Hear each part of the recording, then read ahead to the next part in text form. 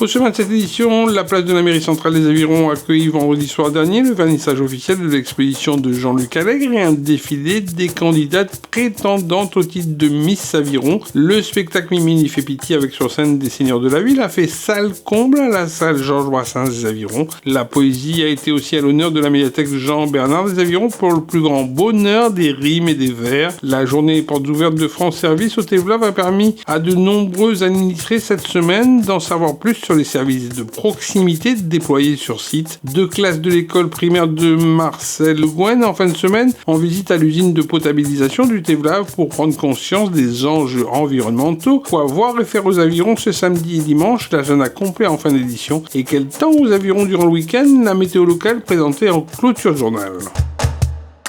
Pour le début du week-end dernier, l'animation au cœur de la ville des Avirons était réellement au rendez-vous sur la place de la mairie centrale entre l'art photographique d'une part de Jean-Luc Allègre en exposition et d'autre part de la beauté du défilé des 10 candidates prétendantes au titre cette année de Miss Aviron. Une soirée vraiment réussie qui a rassemblé de nombreux habitants sur l'esplanade des bassins. Donc aujourd'hui pour Miss Aviron, c'est vrai qu'on a 10 belles candidates cette année. Donc aujourd'hui c'est leur premier défilé en public. On a déjà fait un premier shooting photo la semaine dernière. Et du coup c'est vrai qu'il y a un peu de stress, une appréhension, où on fait les poses, combien de temps on regarde le public.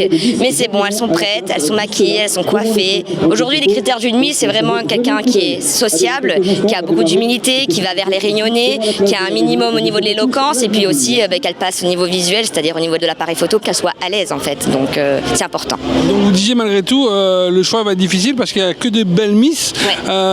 Vraiment, on peut dire que la cuvée 2023-2024, c'est une belle cuvée. C'est vrai, après 2 ans qu'on n'a pas fait l'élection de Miss Aviron, c'est important de reprendre ça et en plus on a des belles candidates cette année de tout type, donc c'est bien, on a une belle homogénéité, donc j'espère que le public va être satisfait parce que cette année on a quand même un bon cru, on peut le dire. J'ai toujours rêvé que cette place de la mairie et de l'église soit une place vivante, une place animée, une place dédiée aux artistes. Et donc ce soir, on va faire le vernissage de cette exposition sur la biodiversité dans tous ses états, biodiversité je dirais mondiale.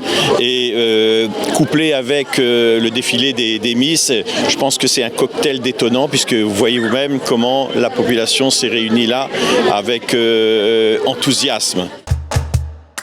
De son côté, la culture dans toute sa pluralité n'était pas non plus en reste avec 2 événements forts pour une appropriation pleine et entière de ces moments intenses qui font vibrer les spectateurs à l'unisson. La salle Georges Brassens des Avirons a ainsi accueilli le spectacle Mimini fait pitié, une pièce de théâtre de comédie avec des seniors comme acteurs principaux et à l'initiative du CCS de la ville. Quel dynamisme qu'on a pu voir chez ces seniors qui ont fait un spectacle formidable.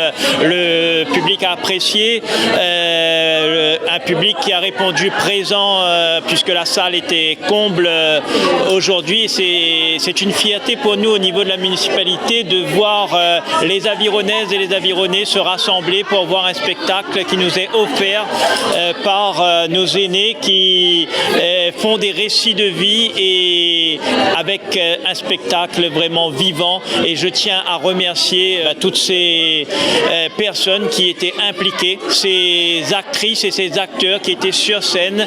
Je remercie bien entendu le personnel, notamment Nelly, qui est une actrice dans l'âme et qui transmet justement ce dynamisme à notre 3e jeunesse. Très belle performance de nos seniors. Alors n'oublions pas, notre 3e jeunesse nous a envoyé énormément de messages, énormément d'enseignements et des leçons de vie également. Donc quel que soit l'âge qu'on ait et surtout si on avance dans l'âge, on a toujours des choses à dire, des choses à apprendre, des choses à partager. Les gens parfois ils ont peur de la scène, le fait qu'il y a vraiment la famille qui soit là, les personnes vraiment qu'elles aiment, qui sont présentes dans le public, mais ça déclenche énormément de choses, ça permet aussi d'avoir une meilleure mémoire je pense aussi, parce que là les seniors ils nous ont montré que là, en sachant qu'il y avait toutes ces personnes qu'elles aimaient dans le public, elles ont pu vraiment donner le meilleur d'elles-mêmes.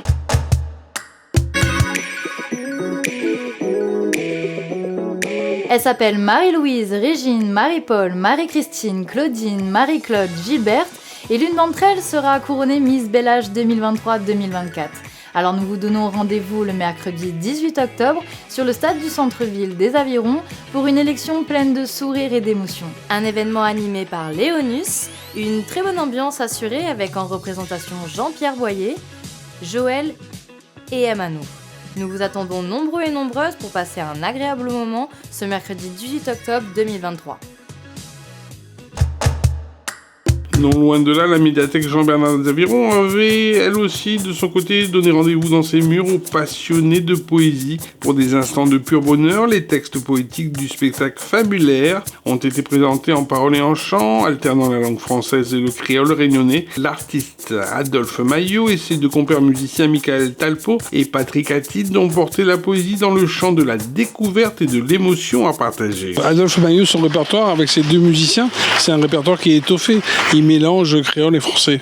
Lui mélange pas, il alterne, c'est comme lui disait, lui part effectivement à partir des fables La Fontaine, et lui a écrit ou réécrit en créole, parce qu'il maîtrise les deux langues. Faut pas oublier que c'est un professeur de littérature française, et puis un beau gabier pour écrire bande de fables. Donc à partir de là, il a construit un spectacle avec son bande de Dallon, Patrick Attid avec Mika. Donc à son c'est un spectacle sans jeu de mots fabuleux, et puis il nous reste quand même sur bonne joie professionnelle, bonne joie le mot et bonne joie la musique. Quand on parle de fable, on parle de derrière les fables, il y a toujours une leçon de morale. Est-ce qu'une fable en créole, il y a toujours une leçon de morale, bien sûr?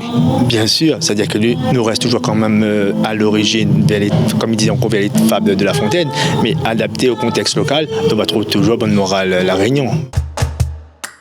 Et aussi à noter qu'un concours de poésie a été ouvert depuis lundi dernier jusqu'au 27 octobre 2023. Alors à vos plumes et claviers pour nous envoyer vos plus beaux poèmes. Les résultats du concours, organisé par la médiathèque des Avirons, seront dévoilés pendant la première édition de Tevlava, village forestier en fête, qui se déroule du 10 au 12 novembre prochain. Le bâtiment France Service est situé en mairie annexe du Tevlav. Le mercredi 11 octobre 2023, France Service a ouvert ses portes avec au programme plusieurs ateliers pour expliquer tous les services déployés sur site, comme les services de la CAF, la plateforme Amélie de la CGSS, les services de Pôle emploi ou comment bénéficier du chèque énergie.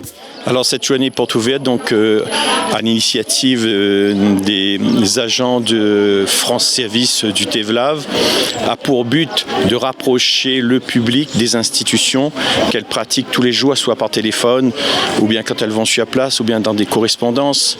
Il se trouve que ces relations sont devenues des relations froides avec l'administration, puisque quand on téléphone, souvent le téléphone ne décroche pas, 2 fois, 3 fois, 10 fois par jour, ça répond pas, ou quand ça décroche, on tombe sur des répondeurs qui vous baladent de service en service. Quand on se déplace, pareil, c'est pas ici, c'est de l'autre côté. Et donc France Service avec les agents du Tevlav ont eu cette initiative de réunir tous les partenaires qui viennent régulièrement ici d'ailleurs, mais de les réunir à un seul coup et de faire venir aussi les citoyens, donc les gens, les prestataires, donc les gens qui utilisent ces services-là, pour qu'ils se rendent compte que derrière ces institutions, il y a aussi des êtres humains. Il y a donc des personnes qui sont capables de les accueillir chaleureusement et pour établir un lien social, un lien de proximité qui fait que le prestataire, il a envie de parler de sa vie, il a envie de parler des problèmes qu'il rencontre et trouver les solutions sur place. L'objectif de cette journée porte ouverte est de mieux faire connaître au grand public la diversité de nos démarches administratives qu'on peut proposer dans notre agence France Service. Et aussi rapprocher le public des partenaires qui sont présents aujourd'hui, comme la CAF, Pôle emploi, aussi l'EDF et la caisse de retraite. France Service, c'est un guichet unique qui donne accès dans un seul et même lieu aux principaux organismes des services publics, tels que la CAF, le Pôle emploi, la MSA, l'assurance retraite, l'assurance maladie, la Poste et d'autres organismes. Et puis voilà, les personnes peuvent faire les démarches également librement. Au-delà des formalités administratives, ils ont accès au poste dans la salle informatique. Et pour les démarches les plus complexes, on a également un référent dans chaque partenaire. Une séance du conseil municipal est programmée pour ce vendredi, notamment à l'ordre du jour l'adoption du budget supplémentaire 2023 de la commune des Avirons, mais aussi le bilan de la concertation publique de mise en compatibilité du PLU pour la réalisation d'un nouveau collège. Le conseil municipal est à suivre en direct ce vendredi soir 13 octobre 2023 et ce à compter de 18h sur les plateformes Facebook et YouTube de la ville. Associer les enfants aux enjeux de la sauvegarde de ce bien précieux et rare qu'est l'eau, deux classes de l'école primaire Marcel Le Guen ont visité jeudi matin les infrastructures de l'usine de potabilisation du Tevlav, située au-dessus de l'aire du pique-nique de l'endroit. Nos marmailles ont ainsi pu prendre conscience des enjeux environnementaux et avoir à l'esprit que l'eau est un patrimoine qu'il faut préserver, une ressource naturelle que l'on ne doit surtout pas gaspiller. Donc c'est une visite qu'on organise chaque année dans le cadre des Semaines européennes du développement durable. Donc on accueille les classes, souvent c'est CM1, CM2 de l'école du Tevlav, pour en fait leur expliquer le fonctionnement de l'usine et plus généralement le cycle de l'eau. Donc à quel endroit en fait on récupère l'eau dans le milieu naturel, toutes les étapes du traitement de l'eau potable jusqu'à la distribution à vos robinets. Sensibiliser les enfants, en fait, ils feront passer le message à leurs parents. Donc vraiment l'idée c'est de les sensibiliser à la protection de l'environnement, puisque l'eau que l'on boit nos robinets en fait elle est prélevée dans le milieu naturel. Donc toutes les actions sur la protection de l'environnement pour ne pas polluer justement notre environnement et ne pas polluer l'eau. Et leur expliquer aussi l'importance en fait de pratiquer des éco-gestes, donc de ne pas gaspiller l'eau pour qu'on puisse avoir de l'eau en quantité suffisante pour l'ensemble de la population. Un récent avis de publicité a été émis par les services de la ville concernant l'autorisation d'occupation temporaire de 3 ans pour l'exploitation sur le domaine public communal d'un restaurant sur l'aire de pique-nique du Tevlav, route forestière. Les personnes intéressées doivent se rapprocher du secrétariat de la ville des Avirons pour le retrait d'un dossier. Vous pouvez également obtenir plus d'informations précises à ce sujet au 0262 38 95 71. Le retour du dossier rempli est fixé au plus tard au 13 novembre prochain à 16h. Le pôle temps libre de la ville des Avirons, placé sous l'égide du CCS, est actuellement à la recherche de futurs animateurs qui souhaitent travailler pour le centre de loisirs qui se tiendra du 2 au 12 janvier 2024. Seule obligation pour être recruté, avoir obtenu son diplôme BAFA ou équivalence. Idée de sortie à présent, la région Réunion vient aux Avirons sur le parking de la mairie le lundi 16 octobre prochain de 9h à 18h pour élaborer avec vous le nouveau schéma d'aménagement régional, le SAR, qui déterminera l'avenir de la Réunion jusqu'en 2050, dixit la collectivité régionale. Pour en savoir plus sur cette journée, retrouvez toutes les informations détaillées sur le site de la ville ainsi que sur le Facebook de la ville.